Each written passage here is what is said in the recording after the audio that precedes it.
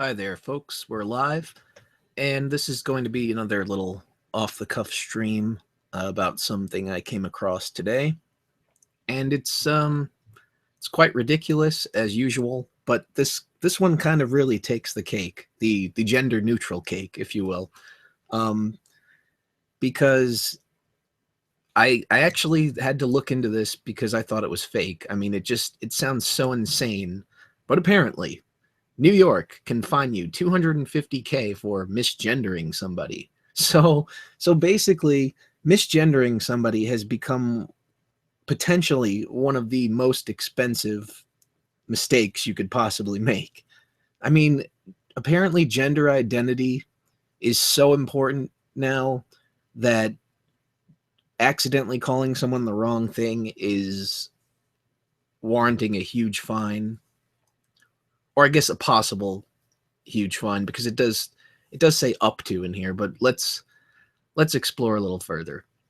Calling a person she instead of Z could be grounds for a $250,000 fine in New York City under new civil rights guidelines published just before Christmas, which ban the misgendering of individuals. Oh boy.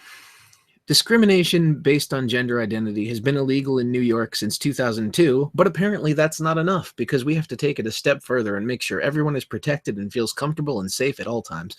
No, but last week, the New York Commission on Human Rights released a new set of guidelines that specify the many ways one can violate the law. The guidelines apply to employment, housing, and public accommodations, though some exceptions exist for particularly small employers and for religious organizations.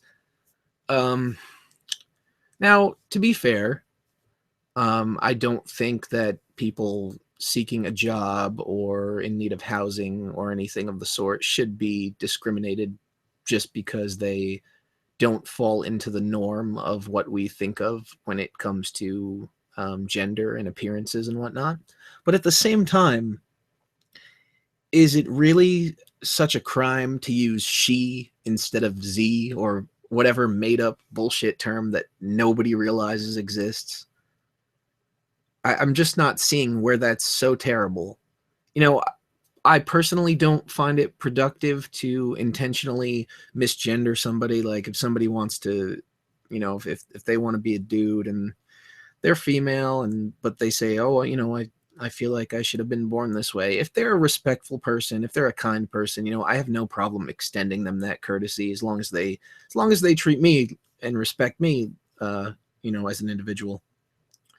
So really, I don't see a problem with that. But the only thing I do see a problem with is like complete strangers, on the street or whatever. The whole Mister instead of Mrs. or whatever, it really doesn't make sense because they claim you can't look at somebody and know their gender identity. So therefore, that means everybody is always going to have to ask all the time, in which case, wouldn't they just find that offensive anyway?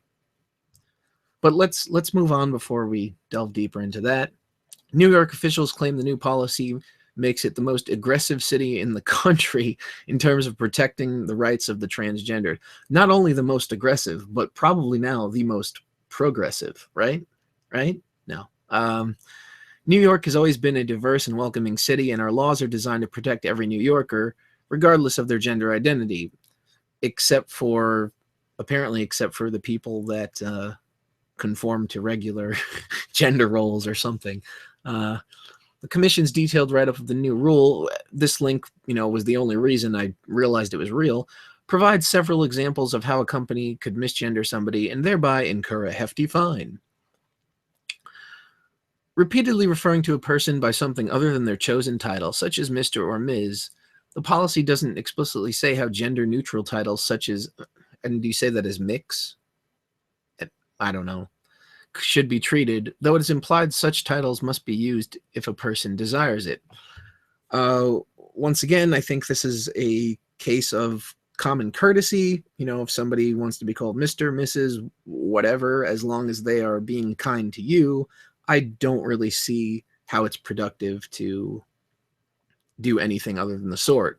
But once again, I really don't think it's worth as much of a fine as they're making it out to be. it seems like they're just putting on a huge hefty fine onto it so that this way nobody will dare even consider doing it anymore.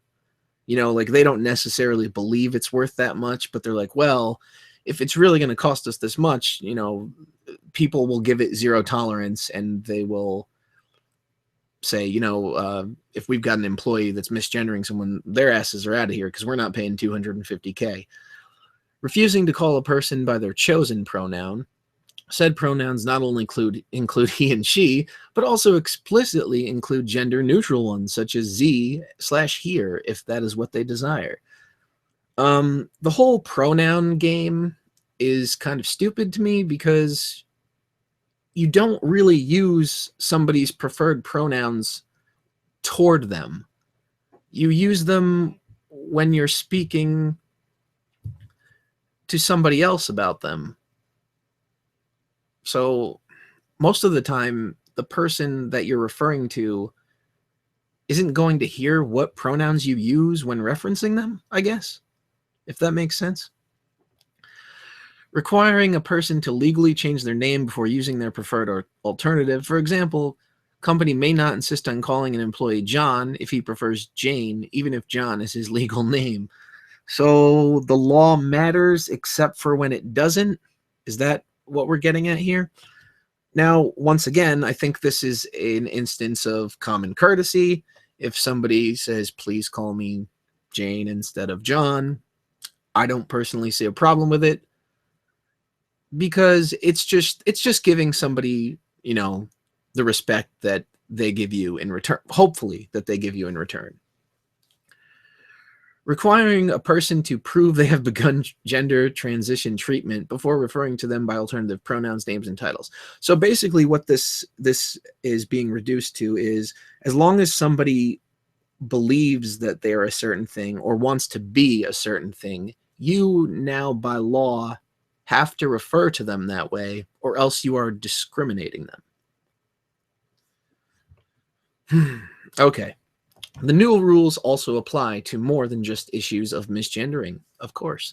The policy also requires all covered entities to let people use a bathroom and locker room consistent with their chosen gender identity, regardless of their sex assigned at birth, anatomy, medical history, appearance, or the sex indicated on their identification.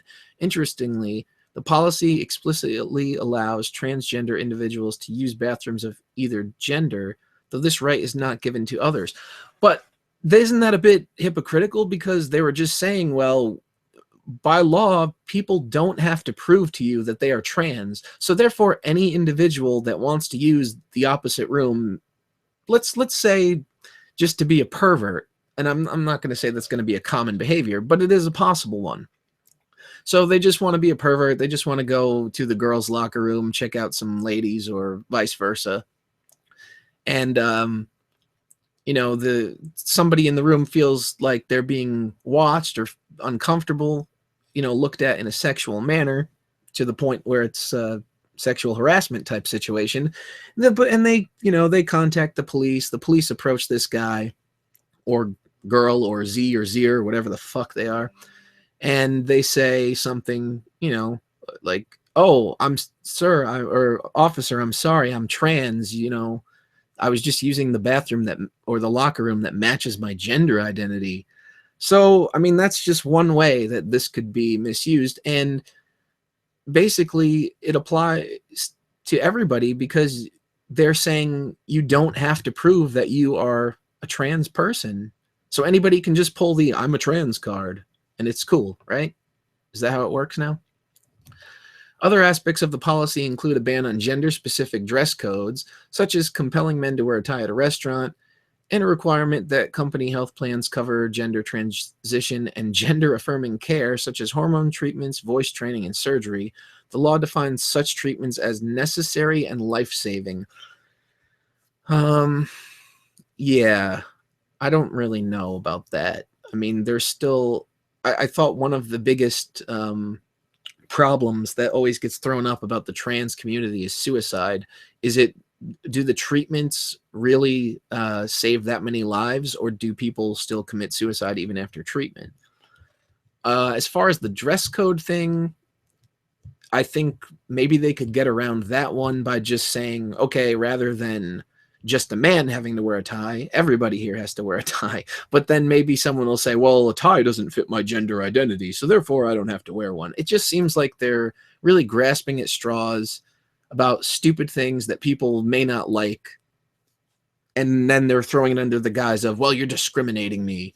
I mean, I hate dress codes, and I had to deal with them, but I couldn't say anything because I didn't have any oppression card to pull. So to me, this is just bullshit.